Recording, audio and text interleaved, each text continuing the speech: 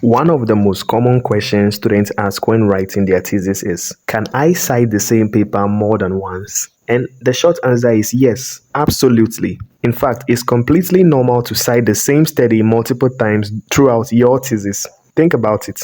Let's say you found a highly relevant study that discusses your topic, supports your theoretical framework, and also helps explain your finding. Why would you only cite it once? A common mistake students make is trying to avoid repeating citations because they think it looks bad or repetitive. But that is not how academic writing works. The purpose of citations is to support the specific point you are making at that moment. For example, you might cite a paper in your introduction to show that a problem exists. Then cite the same paper again in your literature review when discussing previous findings. And later, you might cite it once more in your discussion chapter when comparing your result with that study. That is perfectly acceptable. In fact, if a study is important to your research, it should naturally appear in multiple sections.